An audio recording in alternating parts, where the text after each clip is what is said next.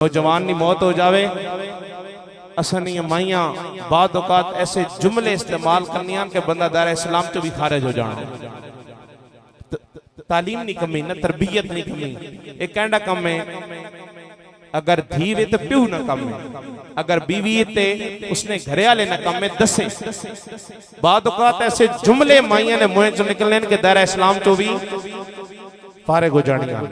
लेकिन जिस टाइम असी रोने पिटने ना इजराइल आखना मैं तो कहना कोई नुकसान नहीं कीता, मां तो जो अल्लाह हुक्म देता मैं अल्लाह ने हुक्म ना पाबंदा, जो अल्लाह मां हुक्म देता मैं ते अमल कर दे होया। इसने रूह परवाज करके ले गया और हजरत इजराइल अगली गल करने आखने हता कि मैं बारो बारी इस तरह आना रहसा तो समझो किसी भी बंदे की मैं जिंदा ना छोड़ना। अज मई सब चलिए गई कल तुसा ना तो मेरा नंबर भी लगना। ते फिर अकलमंद बंदा वही है जेड़ा मरण तो पहले मौत नहीं, और मौत भी सारे नहीं एक जैसी नहीं होनी। जिस तरह कब्र एक जैसी नहीं ना, ये बंदा झल्ला बंदा आखना मैं जुल्म कर जासा कान हक कतल कर जासा या करने नाल जुल्म कर जासा मैं जाके बच जासा, इन हो नहीं सकता। मौत मुख्तलिफ है, कब्र भी मुख्तलिफ है।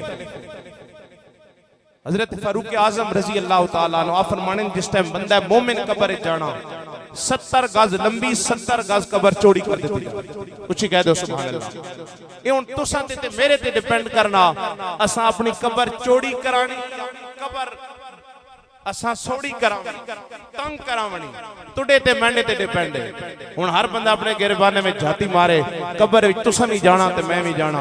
उलमा ने इतना ही कम होना तुसां की दस देना, अगो अमल करो ना करो तुडी अपनी मर्जी। उलमा अपनी कब्र जाना तुसां अपनी कब्र जाना, लेकिन ख्याल करो एक कब्र होवे जड़ी 70 गज चौड़ी कर दी जानी। एक कब्र होवे जिस टाइम दूआ बंदा यानी कि दुनिया ते जुल्म सितम करने वाला फासिक व फाजिर शख्स जिस टाइम मरना ना, केड़ा बंदा मरना जिस टाइम मरना तो गिरे वाले भी आखने चलो चंगा होया है कि गोलो जान छुट्टी में आना जिंदगी कम अज कम ए जी ते ना गुजारो, कल दुनिया तो वंजो कोई बंदा ऐलान करे यारो चलो चंगा हो गया खुशियां मनाए जिंदगी गुजारो, कल दुनिया तो वंजो ते लोग आखन यार फलाना बड़ी चंगी जिंदगी गुजार गया, फलाने नी कमी असा हमेशा महसूस होनी रासी।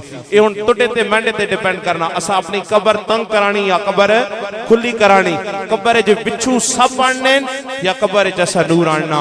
अगली गल अगर बंदे को थोड़ा जा कुरान भी होवे ना जेड़ा हाफिज़े कुरान है या कुरान पढ़ के अमल करना उसने तो मकाम बड़ा उच्चा वे ना।